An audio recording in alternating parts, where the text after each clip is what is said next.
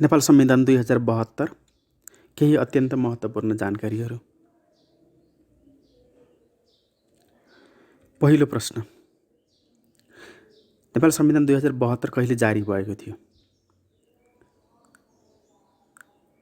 नेपाल संविधान 2072 कहिले जारी भएको थियो?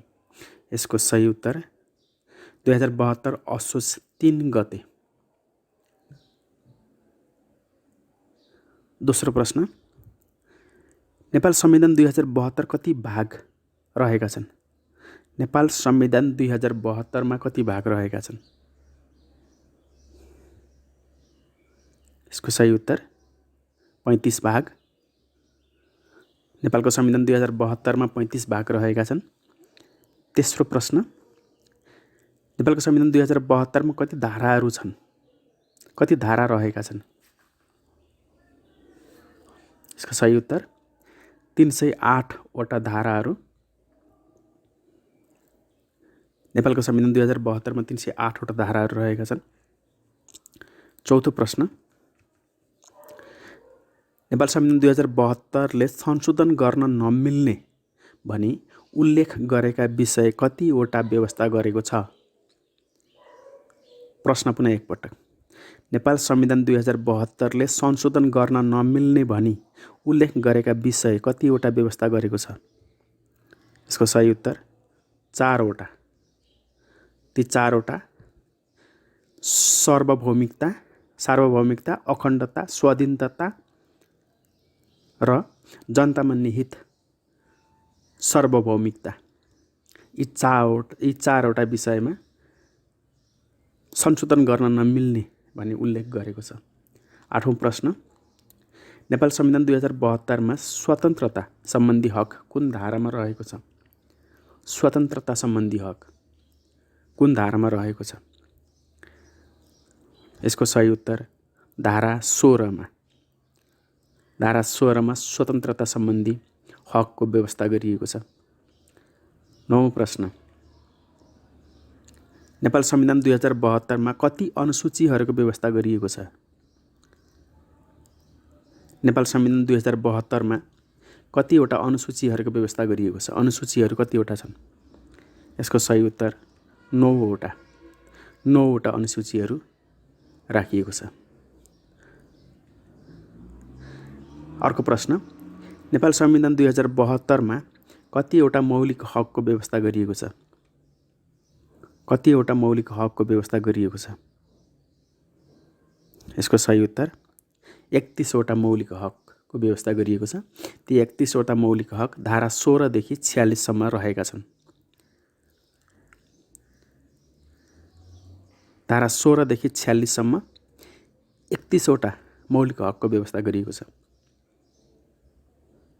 अर्को प्रश्न, नेपाल संविधान 2072 नेपालको संवैधानिक इतिहासमा कतिौं संविधान हो? नेपाल संविधान 2072 नेपालको संवैधानिक इतिहासमा कतिौं संविधान हो? यसको सही उत्तर 7औं संविधान हो यो। अर्को प्रश्न, नेपाल संविधान 2072 मा कुन धारामा शिक्षा सम्बन्धी हकको व्यवस्था गरिएको छ? प्रश्न पुनः एकपटक, नेपाल संविधान 2072 मा कुन धारामा शिक्षा सम्बन्धीको हकको व्यवस्था गरिएको छ? शिक्षा सम्बन्धी हकको व्यवस्था गरिएको छ। यसको सही उत्तर धारा 31 मा। धारा 31 मा शिक्षा सम्बन्धीको हकको व्यवस्था गरिएको छ।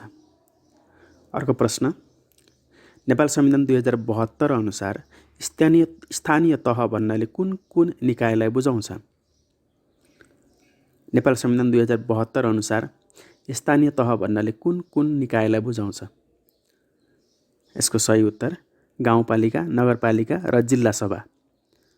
गाउँपालिका, नगरपालिका र जिल्ला सभालाई स्थानीय तह भनेर नेपाल संविधानले व्याख्या गरेको छ।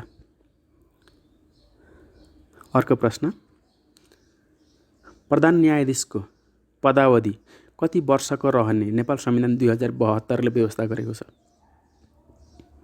प्रधान न्यायाधीशको पदावधि कति वर्षको रहने भनी नेपाल संविधान 2072 ले व्यवस्था गरेको छ।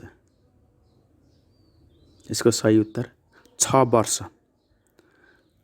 प्रधान न्यायाधीशको पदावधि 6 वर्षको रहने भनी नेपाल संविधान 2072ले व्यवस्था गरेको छ। अर्को प्रश्न, प्रदेश सभाको सदस्य हुनका लागि कति वर्ष उमेर पुरा भएको हुनुपर्ने व्यवस्था नेपाल संविधान 2072ले गरेको छ? प्रश्न पुनः एकपटक, प्रदेश सभाको सदस्य हुनका लागि कति वर्ष उमेर पुरा भएको हुनुपर्ने व्यवस्था नेपाल संविधान 2072ले गरेको छ? यसको सही उत्तर 25 वर्ष। 25 वर्ष उमेर पुरा भएको हुनुपर्ने छ। 13औं प्रश्न, संविधानको कुन भागमा सङ्कटकालीन अधिकार सम्बन्धी उल्लेख गरिएको छ? संविधानको कुन भागमा सङ्कटकालीन अवधि सम्बन्धी उल्लेख गरिएको छ? यसको सही उत्तर भाग 30मा। भाग 30मा सङ्कटकालीन अधिकार सम्बन्धी उल्लेख गरेको पाइन्छ। अर्को प्रश्न, सङ्कटकालीन अवस्था घोषणा गर्ने अधिकार कसमा निहित रहेको छ? नेपाल संविधान 2072 अनुसार सङ्कटकालीन अवस्था घोषणा गर्ने अधिकार कसमा निहित छ?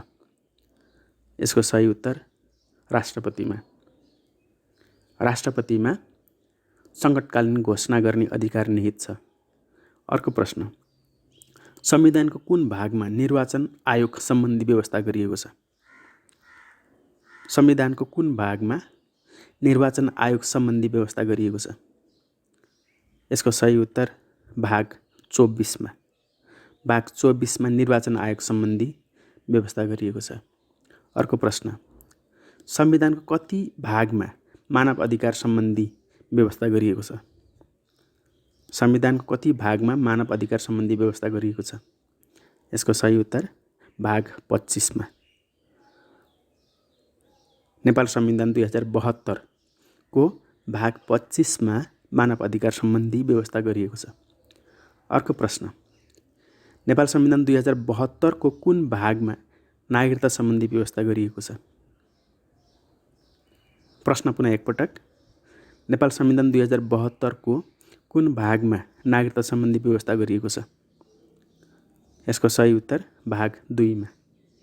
भाग 2मा नागरिकता सम्बन्धी व्यवस्था गरिएको छ। यसका साथै नेपाल संविधानका केही प्रश्नहरू, केही अत्यन्तै महत्त्वपूर्ण प्रश्नहरूको सङ्गालो यही समाप्त हुन्छ। लाइक र सब्स्क्राइब गर्न नभुल्नुहोला।